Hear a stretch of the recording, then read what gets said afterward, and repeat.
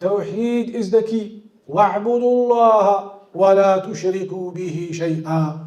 Worship Allah subhanahu wa ta'ala and do not associate partners with Him. We hear about Tawheed all the time. But what is the reality of this Tawheed that we are supposed to be living upon?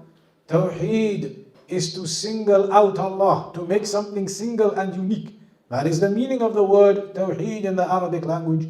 وَحَّدَ يُوَحِّدُ تَوْحِيدًا. To make something one and single and unique. So how do you make something one and single and unique? You need two things. You need two things. Affirmation, al-ithbat, and negation, and-nafi. Two things are needed for Tawheed. Two things are needed for you to understand what La ilaha illallah really means. Affirmation and negation. Because only through affirmation and negation can you actualize Tawheed. Can you make something one and unique? Through affirmation and negation. There is a classical example that one of the scholars, Shaykh Muhammad bin Salih al-Uthaymeen, rahimahullah ta'ala, gave. He said, imagine in a room over there, behind closed doors. In a room over there, behind closed doors, imagine there are three people in there. Khalid, Uthman, Muhammad, three people in there. Khalid, Uthman, and Muhammad. Behind closed doors, and you cannot see into that room. Khalid, Uthman, and Muhammad are in there. If I now say to you, those three are in the room, and Muhammad is standing up in the room, I affirm, give you an affirmation that Muhammad is standing up in the room. So I have told you there are three people in there, given you their names, and I have told you that Muhammad is standing up in that room. So how many people are standing up in the room then? One, and his name is Muhammad. Everybody in agreement? Yes. How many people are standing up in the room? One. Everybody agreed? Yes. You're all university students? We need to write to your university to kick you all out and send you back to lower education yet. What is Khalid and Uthman doing in the room? What are Khalid and Uthman doing? Are they standing up or sitting down? I said Muhammad is standing up, but Khalid and Uthman, what are they doing? Somebody tell us what they are doing.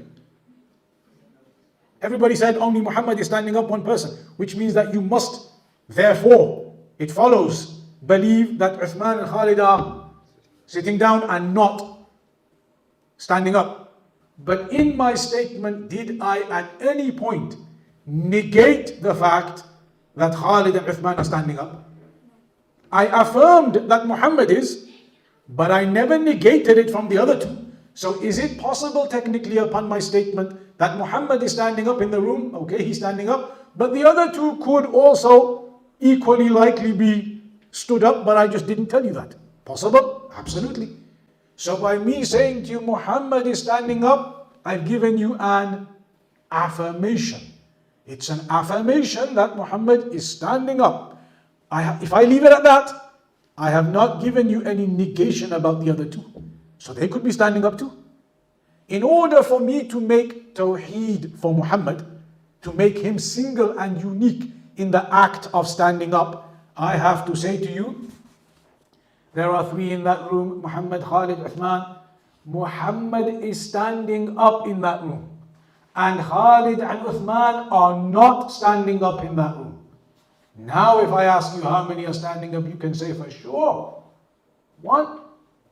Because I have affirmed it for one, and I have negated it from the others. In that way, you now make Muhammad the only one standing up. There's no argument about the other two anymore. I've given you a negation about them.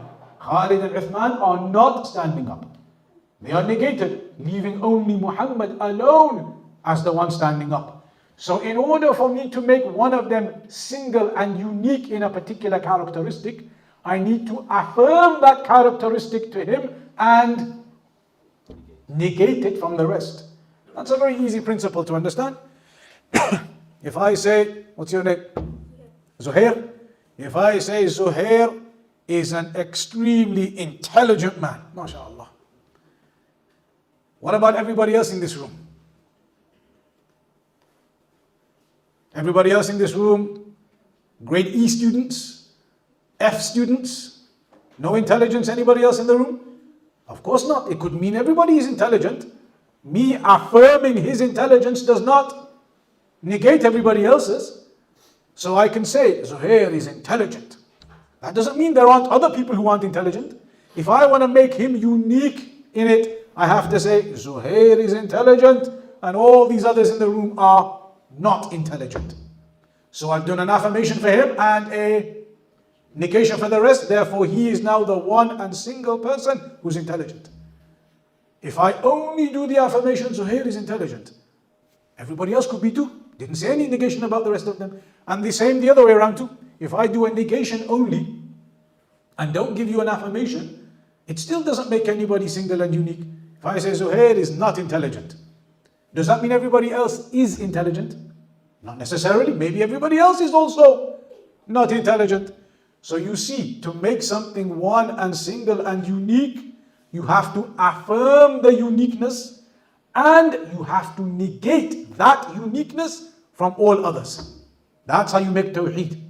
And that's why when you think about La ilaha illallah, there is no deity worthy of worship in truth. There is no deity worthy of worship in truth except Allah. What do you notice in that statement?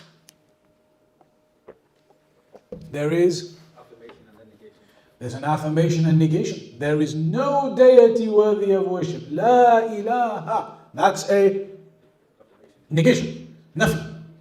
That's a negation. There is no deity worthy of worship in truth. Illallah. Except Allah. That is an affirmation. You have affirmed that to Allah. You have negated it from all others. And that is the reality of Tawheed. When Allah said, وَاعْبُدُوا اللَّهَ وَلَا تُشْرِكُوا بِهِ شَيْئًا. Worship Allah and do not associate partners with Him. Worship Allah, that part of the ayah is an affirmation. وَلَا تُشْرِكُوا بِهِ شَيْئًا. And do not associate any partners with Him is a negation. وَلَقَدْ بَعَثْنَا فِي كُلِّ أُمَّةٍ رَسُولًا أَنِ اعْبُدُوا اللَّهَ وَاجْتَنِبُوا الطَّاغُوتَ. أَنِ اعْبُدُوا اللَّهَ. We sent to every nation a messenger preaching, worship Allah, which is affirmation. وَاجْتَنِبُوا الطَّاغُوتَ. And stay away from the false deities, a negation. That is how it works. Affirmation, negation. That's why the mushrikun at the time of the Prophet ﷺ were not Muslim and they did not enter into Islam. Did they used to affirm the existence of Allah? Did they affirm that Allah is the creator? Yes. Did they affirm that Allah is the one who gives life and death? Yes. Did they affirm that Allah is the one who controls the universe? Yes. Did they love Allah? Yes. But did they negate their worship from others besides Allah? No.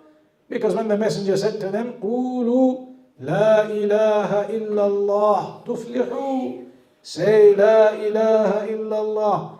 Say, there is no deity worthy of worship in truth except Allah. Tuflihu, you'll be successful. The messenger told them, negate all of these other deities and affirm your worship only to Allah.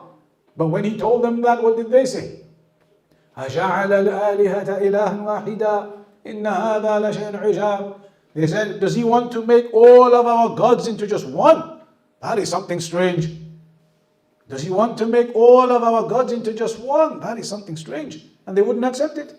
They wouldn't accept the negation of all others and the affirmation to Allah alone.